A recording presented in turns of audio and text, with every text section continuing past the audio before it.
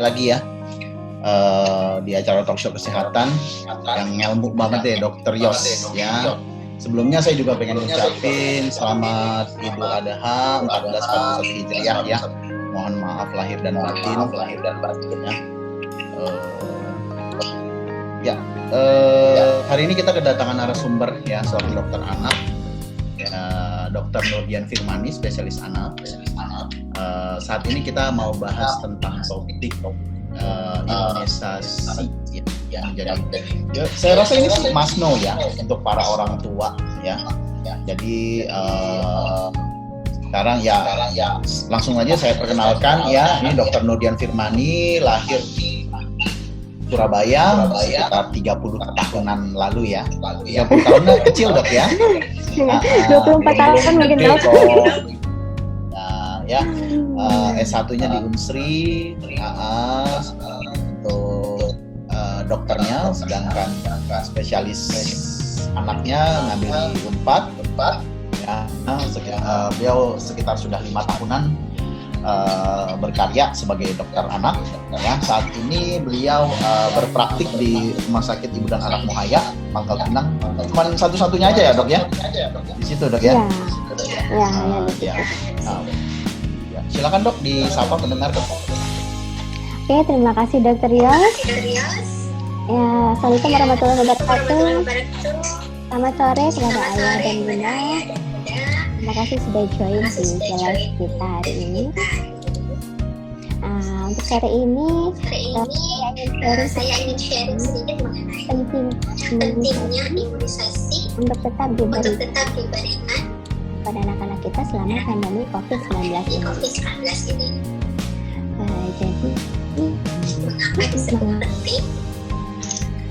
Ini bahkan jauh sebelum jadinya pandemi COVID-19 ini, di sekitar kita sudah banyak teman-teman yang dapat penyakit yang memang berat. Misalnya teman-teman mendapatkan penyakit campak, kemudian penyakit difteri, pneumonia, dan penyakit lain-lain yang memang sebenarnya bisa kita cegah dengan pemberian imunisasi. Impact dari pandemi COVID-19 ini terhadap pelayanan kesehatan juga mempengaruhi terhadap pelayanan imunisasi, tidak hanya di Indonesia tapi di seluruh dunia. Nah, cakupan imunisasi sendiri di Indonesia sebelum adanya pandemi saja sudah cukup rendah, Dok. Jadi di Indonesia cakupan imunisasi itu sekitar 60-70%. Sedangkan target kita itu ingin capai 90%.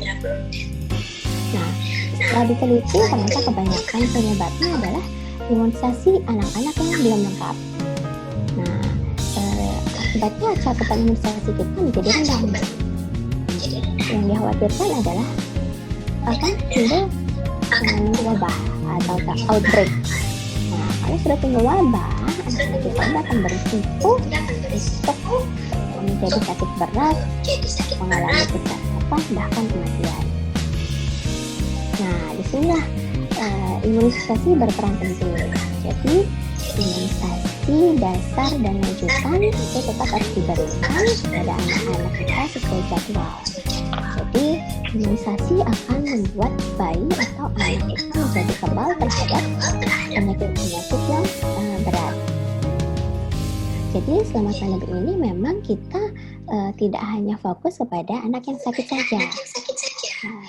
Sebaiknya juga kita prioritaskan agar menjaga anak-anak kita yang sehat agar tetap sehat. Salah satunya ikhtiarnya dengan imunisasi ini.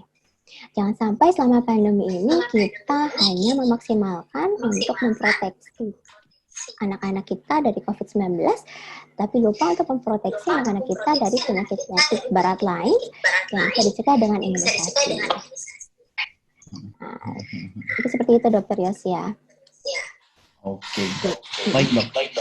Ini Jadi saya jadi nggak tahu mau nanya apa nih jadinya dok. Sudah ada dijelasin banyak banget ya dan oke. Masih banyak Mungkin loh kita dok. mulai dari yang dasar. Oh iya makanya ya. Nah, mungkin kita mulai dari yang dasar dulu dok ya supaya pendengar juga seperti kita ketahui kan ya kita memang bukan sedang webinar dengan para dokter. Iya. Ya ini kan dari pendengar kita sendiri ya adalah orang awam gitu ya. Gini dulu dok, ini kan sekarang juga masih banyak kontroversi ya. Sebagai dasarnya dulu sih dok, sebenarnya fungsi pemberian imunisasi deh dok pada bayi dan balita gitu dok ya, dari mulai yang dasar dan tambahan gitu deh dok. Itu seperti apa dok kira-kira dok? Oke, jadi imunisasi yang kita laksanakan saat ini masih pada Permenkes juga rekomendasi IDAI yang terakhir itu dari tahun 2017. Jadi, nah ini pemberian imunisasi pada anak usia 6 sampai 18 tahun. Nah, yang dibilang imunisasi dasar adalah imunisasi yang diberikan pada anak di bawah kurang dari 1 tahun. Jadi, mulai dari segera setelah lahir, itu diberikan vaksin hepatitis B0, kemudian saat pulang diberikan tetes polio, atau bisa juga diberikan berbarengan dengan imunisasi BCG ketika usia 1 bulan. Kemudian di usia 2, 3, dan 4 bulan ini akan diberikan imunisasi DPT yang dikombinasikan dengan imunisasi hepatitis B, hemofilus influenza, dan juga polio. Nah, kalau pemberian imunisasi DPT kombinasi ini menggunakan imunisasi yang kalau orang awam bilangnya imunisasi yang bikin panas lah ya, itu diberikan dengan jarak 1 bulan di usia 2, 3, dan 4. Mungkin bisa dilihat di slide ini ya. Namun kalau orang tua ingin memberikan anak-anaknya vaksin yang sering dibilang vaksin yang nggak bikin demam tuh ya, itu harus diberikan dengan jarak 2 bulan. Jadi DPT-nya diberikan di usia 2, 4, dan 6 bulan. Setelah pemberian imunisasi DPT sampai 3 kali, jadwal selanjutnya adalah imunisasi campak di usia 9 bulan. Kemudian baru ada imunisasi lanjutan untuk DPT keempat dan juga MR yang kedua itu di usia 18 bulan. Nah, khusus di masa pandemi ini, imunisasi yang tidak wajib tapi juga penting. Tapi ini tidak, pemerintah kita tidak bisa menyiapkan atau menyediakan vaksin ini, tapi dianggap penting itu adalah imunisasi pneumokokus dan juga influenza. Jadi pada masa pandemi COVID ini disarankan sekali untuk mengambil imunisasi itu. Kalau kita kembali pada tadi ya dokter kan bilang gitu, kalau tadi ada beberapa imunisasi yang tidak bisa dipersiapkan oleh pemerintah pada masa ini ya, pada masa pandemi ini, yang justru penting sekali gitu ya, justru pada masa pandemi ini dia menjadi penting, mungkin kalau biasanya enggak gitu ya, seperti tadi ada beberapa jenis, ada 3 ya, kira-kira dok ya, apa aja tadi dok? Pneumokokus, influenza, dan influenza. Nah, kalau hemofilus influenza sebenarnya dia sudah masuk ke dalam vaksin combo DPT. Jadi kemungkinan sih pasti dapat. Yang nggak dapat itu biasanya pneumokokus sama influenza. Oh, nah ini untuk mendapatkannya bagaimana nih dok? Itu bisa dok, cuman maksud saya gini, tidak disediakan pemerintah, artinya tidak diberikan gratis di puskesmas atau posyandu. Gitu. Jadi harus datang ke rumah sakit ya betul ya? Di rumah sakit betul, rumah sakit atau ke. Kalau untuk masalah biayanya gitu dok, apakah termasuk yang mahal atau kan bisa masih bisa sekolah? Kalau pneumokokus memang mahal, jadi harganya kisaran 700.000 sampai 1 juta. Harga vaksin satu kali suntik ya. Kalau influenza sendiri sih nggak terlalu lah.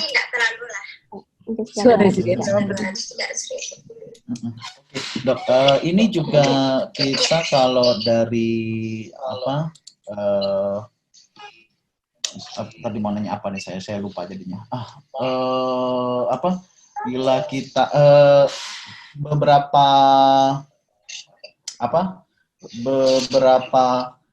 sempat beredar kabar sebelumnya adalah kalau memang mau sebaiknya pada masa pandemi ini seluruh anak itu termasuk orang tua tuh katanya diimunisasi influenza supaya memang tidak coronavirusnya juga tidak bisa masuk. Ini ada ya saya rasa sih ini tidak benar ya. Cuma memang ada keterkaitan nggak sih dok antara virus influenzanya sendiri dengan Oke, jadi virus influenza tadi yang saya sudah sebutkan ya, virus Haemophilus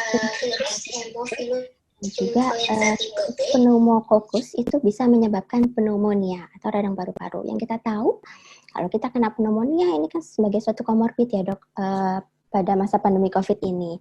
Jadi untuk vaksin-vaksin yang sudah disebutkan tadi ya, pneumococcus, HIV dan juga influenza itu tidak untuk mencegah penyakit COVID-19.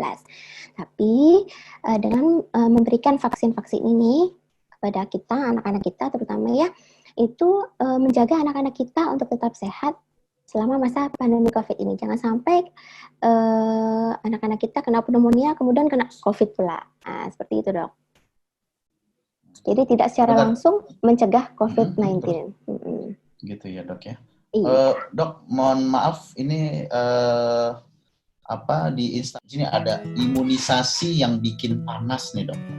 Ya, sedangkan kita ketahui sendiri nih ada beberapa keluhan datang adalah dok ini gimana nih dok kalau nanti kalau tiba-tiba anak saya panas dibilang sakit COVID kayak gitu kan jadi berabe juga ya. Jadi gara-gara imunisasi dia panas. Sekarang kan suka main tabrak aja orang tuh dok ya. Wah ini jangan-jangan COVID nih bu. Nah langsung diantar deh ke rumah sakit isolasi. Gimana nih dok? Ya enggak lah ya. Kan harus kalau anak demam juga kita harus tanyakan dulu riwayatnya. Tidak semua kita main tuduh dia COVID. Jadi nah ini ada aturan tersendiri nih untuk imunisasi selama masa pandemi COVID ini. Jadi kalau dulu anak-anak hanya batuk pilek ringan tanpa disertai demam itu boleh diimunisasi. Halo dok? Ya tadi udah selesai dok yang untuk panas tadi? Belum. Belum. Jadi ya beberapa imunisasi memang kan bisa memberikan efek samping demam ya. Biasanya demam ringan 1-2 hari tidak berkelanjutan. Kalau kita tuduh kemudian menjadi COVID ya kita kan harus lihat dulu riwayat kontak, kemudian riwayat bepergian seperti itu kan dok.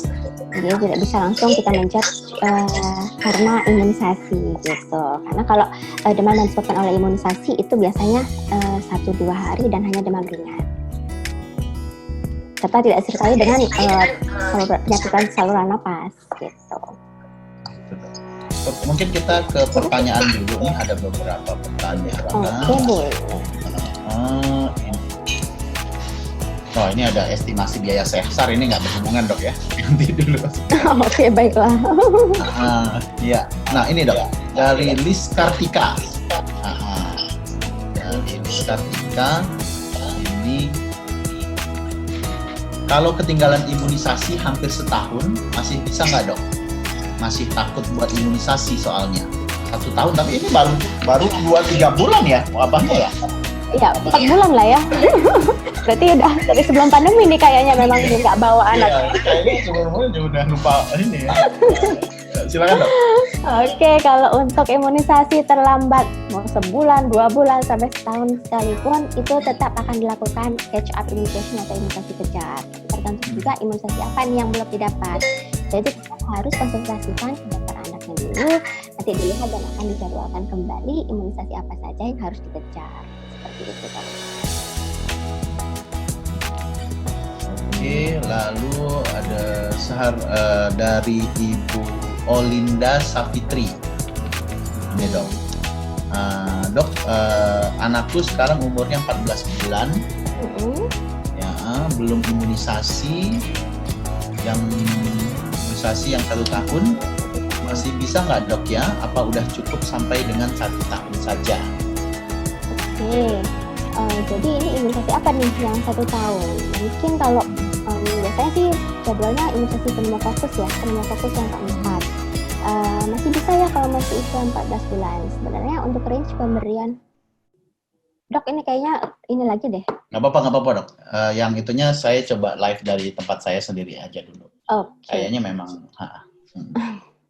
Jadi memang kalau range pemberian imunisasi pneumokokus yang keempat itu di usia 12 sampai 15 bulan. Jadi masih bisa nih diberikan di usia 14 bulan. Tinggal datang aja ke fasilitas kesehatan tempat ibu membawa anaknya imunisasi. Seperti itu Ibu Linda Safitri. Iya, lalu ini dari Jonathan Jericho. Ya, seharusnya anak saya imun tanggal 11 kemarin, Dok. Tapi kata suster, ini mungkin sama aja ya. Iya. Buka ini katanya ya. Coba saya lihat lagi yang kedua ini. Oke. Ini dari Ibu Melnia Gunawan. Ya, apakah vaksin hepatitis A masih boleh di umur 4 bulan, Dok? Silakan, Dok. Ibu Melnia Gunawan, jadi vaksin hepatitis A ini memang diberikan dimulai dari usia 2 tahun. Jadi di usia 2 tahun 4 bulan ya boleh saja. Tidak apa-apa, boleh diberikan di usia 2 tahun 4 bulan. Lalu Bu Ria Cahyas, anak 8 bulan sudah vaksin DPT, HB, HIB3, polio 4, tapi IPV belum, Dok. Apakah bisa menyusul sampai batas usia berapa?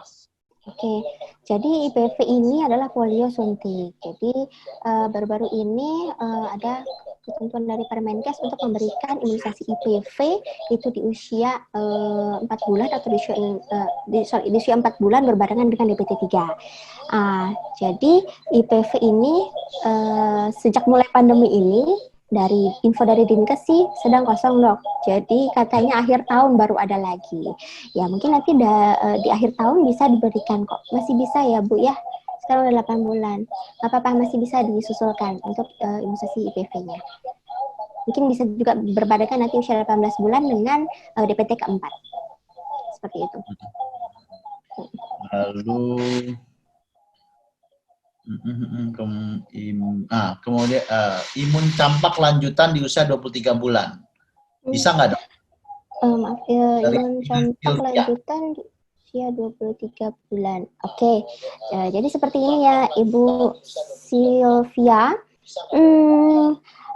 Sekarang imunisasi campak sudah tidak ada lagi. Imunisasi campak tunggal ya. Jadi sekarang sudah diganti dengan imunisasi campak rubella atau MR. Nah, kalau anak ibu di usia 9 bulan kemarin mendapat imunisasi campak tunggal, itu tidak perlu campak ulangan lagi, tetapi dapat diberikan vaksin MR mulai dari usia 15 bulan. Nah, kalau anak ibu mendapatkan MR di usia 9 bulan, itu MR juga tetap harus diulang, dimulai dari usia 18 bulan. Seperti itu. Jadi tetap harus ada ulangan ya. Oh iya, di atas 1 tahun tetap campak itu meskipun sediaannya campak tunggal maupun campak rubella tetap harus diulang. Jadi kalau memang belum dapat campak ulangan, ya harus diberikan imunisasinya. Lalu dari Revianda Asmi, ini Dok ya. Ini sudah 2,5 tahun. Imunisasi lanjutan sebaiknya apa ya, Dok? Mungkin ini kita juga ada bahasan tentang ini sih sebenarnya nanti, Dok. Oke. Mungkin jawab nanti aja. Boleh. Nah, kalau ini Dok, karena pandemi saya tidak bisa bawa baby 18 bulan ke rumah sakit. Saya ingin puskesmas terdekat saja, boleh nggak, Dok? Ya boleh lah ya. Ya boleh lah. Boleh di mana aja ya. Untuk ini di mana aja. Oke, kita lanjut lagi ya, Dok ya. Iya, oke. Untuk pandemi COVID-19 ini sebenarnya ada yang berbeda nggak sih, Dok? Dari apa nih? Dari jadwal atau dari apa nih, Dok? Ya, mungkin dari kita ini dari jadwal aja dulu, Dok. Dari jadwal ya. Nah, kalau jadwal sebenarnya sama aja ya, Dok ya. Cuman begini, dari waktu awal pandemi kemarin, itu memang IDAI merekomendasikan untuk memprioritaskan anak-anak usia 0 sampai 18 bulan terlebih dahulu untuk mendapatkan imunisasi. Tapi masuk era new normal ini, kayaknya semua anak itu harus diimunisasi. Sudah tidak lagi merekomendasikan penundaan imunisasi. Itu satu. Kemudian yang kedua, untuk pelaksanaannya sendiri nih dok. Kalau imunisasi pada pandemi COVID ini kita harus memastikan anak kita sehat sebelum membawa anak kita untuk imunisasi. Jadi anak tidak boleh dalam kondisi sakit. Kalau dulu sebelum ada pandemi, anak batuk pilek ringan tanpa demam itu boleh diimunisasi. Ya, tapi kalau lagi masa pandemi seperti ini, anak batuk atau pilek, apalagi demamnya itu jelas tidak boleh diimunisasi. Sambil ditanya adakah riwayat kontak dengan ODP, PDP, atau bahkan yang confirm dengan COVID-19. Seperti itu dok. Kalau tata caranya sendiri dok? Nah, untuk pelaksanaan imunisasi ya, nah ini, jadi ini merujuk pada ketentuan dari Kemenkes ya, ini sudah ada dalam buku petunjuk klinis pelayanan imunisasi selama masa pandemi COVID-19. Jadi untuk tempat pelayanan imunisasi ini harus memiliki protokol kebersihan dan kesehatan yang jelas ya, artinya disediakan tempat untuk mencuci tangan dengan air mengalir dan sabun ataupun dengan cairan disinfektan. Kemudian dicek suhunya sebelum masuk ke dalam ruangan rumah sakit atau ke klinik. Kemudian wajib memakai masker. Jadi anak di atas 2 tahun dan juga orang dewasa itu wajib memakai masker. Itu. Kemudian untuk ruang tunggu nih dok. Ruang tunggu ini harus ada kriteria khususnya, harus disetting sedemikian rupa. Jadi ruang tunggu harus cukup luas. Ya, cukup luas dengan sirkulasi udara yang baik, kemudian dengan cahaya yang cukup, kemudian menerapkan protokol juga physical distancing. Jadi jarak duduk nih ya antar penunggu, kemudian jarak juga antar pasien dengan meja petugas medis misalnya ya, itu kurang lebih 1-2 meter. Kemudian untuk pengantar itu maksimal hanya 1 orang saja. Mungkin itu ya dok ya. Terus ini diusahakan memang idealnya seperti ini. Tempat masuk untuk antri imunisasi itu harus berbeda tempat keluar setelah imunisasi. Itu. Kemudian yang terakhir ini pisahkan tempat menunggu anak-anak yang sehat dengan anak-anak yang sakit. Nah, cuman ini sering jadi kendala sebenarnya dok ya. Tergantung dari rumah sakit atau klinik tempat imunisasi itu, apakah sudah mampu melakukan secara ideal untuk memisahkan anak yang sehat untuk imunisasi dengan anak yang sakit. Tapi ada solusinya sih dok, kalau memang tidak bisa. Untuk solusinya akan bisa dilakukan janji temu terlebih dahulu ya dok ya, sebelum anak-anak itu dibawa untuk imunisasi. Jadi orang tua bisa menghubungi dokter yang bersangkutan atau menghubungi rumah sakit untuk dibuatkan janji temu, jam dan hari apa anak akan dibawa imunisasi. Kemudian solusi lainnya juga bisa dilakukan imunisasi drive-thru mungkin dok ya. Seperti itu. Kita bicara tentang drive-thru sendiri dok. Apakah memang sebenarnya ya, kalau mungkin kekhawatirannya adalah mengenai tempat ya, harus masuk ke rumah sakit, harus segala macam gitu ya. Tapi kalau saya rasa sih ini cuman seperti apa ya, cuman seperti ini kontaknya aja ya. Tapi justru apakah tidak makin meningkatkan ini kan petugasnya ini sangat sangat rentan, misalnya bikin petugas jadi males ganti handscoon, jadi jadi kata saya sih nilai paparannya sih tidak berkurang ya. Nah, jadi drive-thru ini kalau saya rasa sih agak kayak keren-kerenan doang jadinya. Gimana dok? Ya. Kalau untuk paparan ya, saya setuju ya dok ya, sebenarnya tidak berkurang ya. Cuman ini kita ingin membuat orang tua ini merasa aman dan nyaman gitu. Dengan kita melakukan imunisasi drive-thru, mungkin kita misalnya saya nih dokter anak dengan 1 perawat mendatangi pasiennya gitu di mobil misalnya. Jadi tidak kontak dengan mungkin pasien-pasien lain yang ada di ruang tunggu. Gitu ya dok ya. Cuman kalau untuk kontak ya kan sebenarnya akhirnya anak itu juga kontak dengan petugas medis ya sebenarnya resikonya juga tetap ada ya dok. Tetap ada ya. Nah, mungkin agak berkurang saja lah ya. Iya gitu. Yang dari Oke, lalu nah sekarang kita sudah masuk bulan ke-5 lah ya, 5 untuk di masa pandemi ini, walaupun pandemi dan juga normal sekarang. Ini setelah dokter sendiri ini pengalamannya sepanjang 5-6 bulan ini sendiri, bagaimana nih dok? Pada saat apa saja kendala-kendala yang sering terjadi gitu loh, baik itu pada pandemi ataupun new normal ini. Silakan dok. Untuk kendala ya dok ya. Kalau kendala sih lebih ke ini dok ya tadi menyiapkan fasilitas kesehatan ya tempat kita bekerja ini sesuai dengan kriteria ideal dari Kemenkes tadi ya dok ya. Itu jadi sampai saat ini saya sendiri belum bisa untuk menyeting tempat praktek atau rumah sakit kita itu menjadi untuk memisahkan anak yang sehat dengan anak yang sakit itu. Jadi sekarang untuk saat ini saya masih menjalankan metode orang tua menghubungi terlebih dahulu dan untuk membuat janji temu. Seperti itu dok. Itu mungkin kendalanya. Untuk kendala lain ini justru yang sangat penting sekali, meyakinkan orang tua nih agar tetap membawa anaknya untuk imunisasi walaupun dalam masa pandemi COVID. Nah, jadi selama 4 bulan terakhir ini banyak sekali anak-anak yang sangat telat diberikan imunisasinya. Itu dok. Jadi ya salah satu tujuan IG Live kita kali ini mungkin itu ya dok ya. Jadi ingin mengajak nih para orang tua, ayo jangan takut.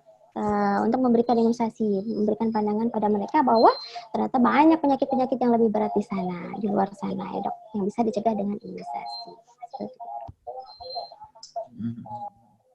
Oke dok. Nah ini saya dapat slide ini sih dari ini dok ya tentang delay immunization and catch up-nya. Ini juga berkaitan juga dengan yang dokter jelaskan tadi. Ini bisa dijelaskan? Ya, jadi ya itu tadi dok. Jadi delayed immunization selama pandemi ini, ya ini mungkin slide-nya waktu zaman awal-awal pandemi sebenarnya dok ya. Jadi untuk sekarang era new normal ini, IDAI sama sekali tidak merekomendasikan untuk penundaan imunisasi. Ya, jadi ini boleh ditunda ya. Jadi ini boleh ditunda pada mungkin kota-kota yang memang ini ya sebaran COVID-nya sangat cukup luas. Gitu ya dok ya. Jadi memang tidak memungkinkan sekali anak untuk dibawa keluar.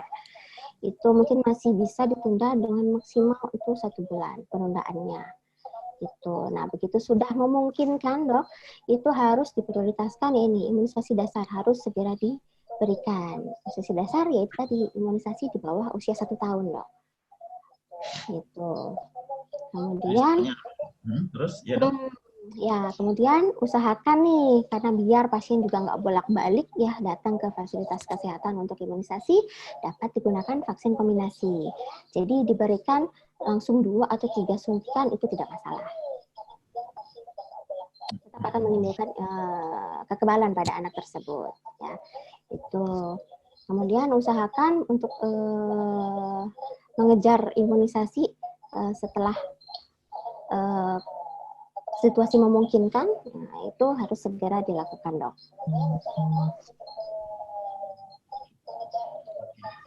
Dok, seperti yang kita tahu dok ya, imunisasi ini sih, ya ini saya nggak tahu ini ya kalau memang ilmunya sudah ilmunya sudah berkembang apa segala macam. Yang kita tahu ya imunisasi ada dasar ya, lalu imunisasi ada tambahan.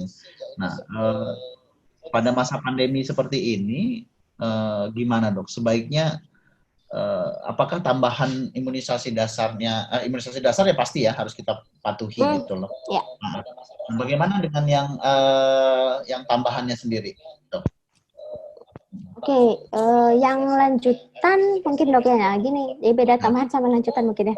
Jadi Oh ya, imunisasi dasar itu kan imunisasi yang dilakukan di usia 1 tahun, yang di bawah 1 tahun. Dari mulai dari BCG, dari hepatitis B0, BCG, terus DPT 1, 2, 3 sampai ke campak di usia 9 bulan. Itu imunisasi dasar. Kemudian dilanjutkan ada imunisasi lanjutan di usia 18 bulan. Kemudian itu DPT keempat dan juga ulangan MR. Kemudian ada juga ulangan DPT kelima yaitu di usia 5 tahun. Nah, ada juga yang namanya BIAS, dok. BIAS itu adalah bulan imunisasi anak sekolah. Ini program pemerintah kita untuk memberikan imunisasi pada anak-anak sekolah, yaitu pada anak kelas 1 SD, 2 SD, dan juga 5 SD. Nah, sampai situ itu sudah masuk ke program pemerintah, dok. Nah, kalau imunisasi tambahan nih, yang di luar program pemerintah itu, karena sebenarnya pemerintah kita belum mampu buat menyediakan vaksin itu. Itu banyak, dok, vaksin-vaksinnya, dok. Ada vaksin pneumokokus tadi yang kita udah singgung-singgung ya. Kemudian ada vaksin influenza, vaksin Japanese encephalitis, ada vaksin tifoid, hepatitis A, ya, varicella, itu, dok. Nah, itu boleh diambil. Disarankan sih diambil, tetap diberikan. Seperti itu, dok. Nah, ini ya, imunisasi bias ini ya, dok. nah ini dok, ini kan imunisasi ini ada juga nih yang sering dari kalau program pemerintah sendiri, puskesmas gitu, ada yang di sekolah-sekolah, dok ya. Ya. Mungkin alasannya adalah gampang ngumpulin anak-anaknya. Kalau di posyandu dipanggilin kan belum tentu ada ya. Ya nggak sih, belum tentu datang orang tua segala macam. Mungkin itu jadi dianukan di sekolah gitu. Nah, ini gimana nih, dok, masa pandemi seperti ini? Sekolah pun belum ada nih. Oke, ya jadi, nah ini juga sudah ada nih ketentuan dari IDAI-nya nih untuk melakukan imunisasi bias ya. Jadi memang wajib nih, dok, bulan imunisasi anak sekolah di usia ya kelas 1 SD, 2 SD, dan 5 SD ini memang wajib. Jadi di masa pandemi ini mungkin bisa dilakukan di gedung sekolah. Ya, meskipun tidak sekolah nih, dok, tapi diharapkan sih ada kerjasama dari pihak sekolah itu untuk menyiapkan gedung sekolah untuk pelaksanaan imunisasi. Mungkin bisa dibagi ya 1-2 hari atau 2-3 hari tergantung banyaknya murid ya, dok. Kemudian diberitahukan dulu mungkin kepada orang tua, jadi ada selebaran sebelumnya, itu mungkin 1-2 hari sebelum pelaksanaan imunisasi. Nah, biasanya pelaksanaan imunisasi untuk anak sekolah ini di bulan Agustus sama September. Gitu. Bentar, dok, ini ada pertanyaan di Instagram dari Ibu Yolanda Hikmawati Putri. Dokter, maaf mau tanya, habis imunisasi DPT, suntikan perlu dikompres hangat nggak? Oke. Jadi gini ya, kalau imunisasi DPT ini bisa menimbulkan reaksi bengkak di tempat suntikan. Sebenarnya kalau tidak ada bengkak di tempat suntikan, ya buat apa dikompres? Tidak perlu, saya rasa ya. Jadi kalau ada bengkak di tempat suntikan, baru boleh diberikan kompres hangat sampai bengkak itu hilang sendiri nantinya. Seperti itu mungkin, dok. Oke. Mungkin saya himbau yang di ini dulu ya, yang di Zoom, bila ada yang mau bertanya, bisa di raise hand ya. Atau kita tanya dulu yang dari radio. Halo, Mas Uki. Sudah ada yang bertanya dari studio? Atau kita tanya dulu yang dari radio. Halo, Mas Uki. Halo, Mas Uki. Halo. Halo. Radio Eljon. Halo, Radio Eljon. Radio Eljon. Oh, mungkin belum ya. Halo, Radio Eljon. Oke, kita ke yang lain dulu. Ini, oke. Balik lagi ke balik lagi kita ke masa pandemi seperti ini. Dok, tadi kan dokter bilang ada beberapa kendala ya untuk ini. Jadi kita juga harus melakukan penyesuaian. Saya juga sih selama untuk berpraktik dalam bidang obstetrik ginekologi ini juga kita sesuaikan dengan ini ya, Dok ya, berbagai penyesuaian begitu ya. Nah, ini gimana nih, Dok? Sebenarnya baiknya seperti apa sih? SOP-nya seperti apa sih pada masa pandemi, pelayanan imunisasi pada masa pandemi seperti ini?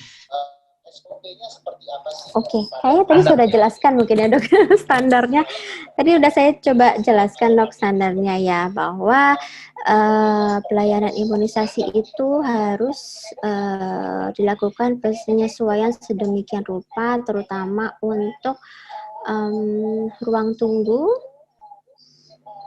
ya ruang tunggu pasien, kemudian protokol saat pasien itu masuk ke dalam rumah sakit, kemudian masuk ke praktek dokter, ya tadi ya, seperti memakai masker, antar hanya satu orang, ruang tunggu juga harus physical distancing. Nah, kalau di luar itu, untuk layanan imunisasinya sendiri, saya kepada pasien ini, termasuk juga perawat ya, perawat di depan, sebelum masuk ke ruangan, itu harus menanyakan kepada pasien apakah ada kontak dengan ODP, PDP maupun yang confirm positif.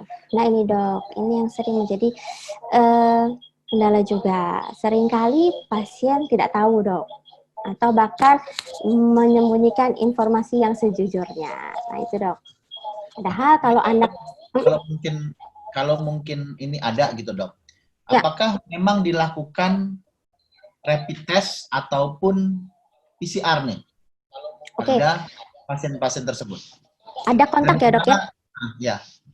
Ada kontak. Oke. Jadi kalau ada kontak ya, baik itu ODP, PDP ataupun confirm, itu anak sebisa mungkin tetap mengikuti alur dari Dinkes ya dok. Pasti kita laporkan dong, ya bahwa anak ini ada kontak gitu.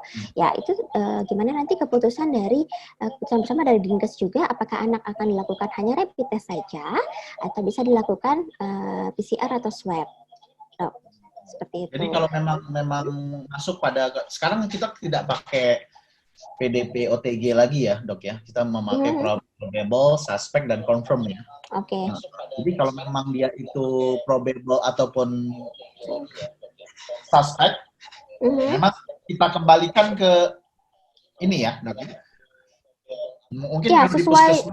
Betul, sesuai ini dulu dok, sesuai alurnya dulu. Jadi si anak ini harus di karantina dulu yang jelas. Imunisasi tetap jelas harus ditunda. Nah, dia ya harus ditunda dok. Kalau ada kontak. Kalau di situnya ya dok ya. Nah ini sendiri dok. Nah kalau saya ya, kalau kita samakan dalam ini ya. Jadi kalau SOP-nya memang setiap ibu yang mau melahirkan itu memang ya paling tidak rapid test. Walaupun rapid test itu sendiri tidak bisa membuktikan kalau seseorang memang punya menderita betul, dok. atau tidak. Cuman mau diapain lagi? Itulah modal yang bisa dicapai. Modalitas yang bisa dicapai dan terjangkau hanya itu gitu. Karena kalau yang lain kan terkendala biaya lah, kontraindikasi apa segala macam seperti CT scan apa segala macam. Nah ini jadi sebaiknya memang kalau ibu hamil di kita itu ya mau yang ada tindakan ya di rapid test dulu. Nah ini menurut Anda penting nggak kalau kita lakukan rapid test secara menyeluruh buat yang mau imunisasi? Ya walaupun ini akan mendapat tentangan dari orang tua ya pasti ya. Ya. Nah, seperti yang dokter sebutkan tadi dok, bahwa rapid test sendiri kan tidak bisa kita jadikan ini ya dok ya, acuan untuk apakah anak kita ini sudah terinfeksi atau tidak dengan COVID-19. Sehingga dengan melakukan tes rapid massal sebelum anak-anak diimunisasi, ini saya rasa akan timbul pro kontra lah ya gitu. Jadi tetap kalau dari Kemenkes sendiri harus dilihat juga klinis anaknya dok. Ya, jadi kalau klinis anaknya sehat dengan orang tua yakin nih tidak ada kontak gitu ya, itu saya rasa tidak perlu dilakukan rapid test. Dengan catatan juga orang satu rumah tidak ada yang sedang sakit ya dok ya. Sakit itu demam ataupun hanya batuk pilek. Seperti itu. Jadi selama 2 minggu terakhir tidak ada yang sakit. Klinis anak juga dalam 2 minggu terakhir itu sehat, itu boleh langsung diimunisasi. Seperti itu. Iya. Nah, oke dok. Pada imunisasi kita kembali lagi bahwa menyediakan.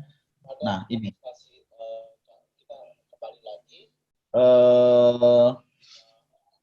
Jadi seperti, nah ini kan masih sering sekali ada yang kayak di posyandu gitu dok ya. Kalau ini kan posyandu seperti yang kita tahu biasanya bukan ada beberapa yang bukan perawat atau ini memang hanya beberapa ya, tapi lebih banyak swasembada masyarakat setempat begitu yang berkumpul untuk menyelenggarakan seperti itu. Ini sebenarnya kalau di posyandu sendiri, kalau masa pandemi seperti ini, sebaiknya tetap dilaksanakan atau tidak, dok? Oke, yang wajib untuk melaksanakan program imunisasi posyandu itu yang zona hijau sebenarnya, dok. Nah, karena kalau udah zona merah, karena posyandu itu kan prinsipnya mengadakan imunisasi 1 bulan sekali. Jadi biasanya tanggal sudah ditentukan. Dan itu dalam 1 bulan sekali, seluruh anak dan orang tua berkumpul di situ, dok. Yang di area situ berkumpul, ya, sehingga meningkatkan risiko memang, dok. Jadi untuk saat ini yang direkomendasikan untuk tetap membuka imunisasi di posyandu itu yang zona hijau, dok.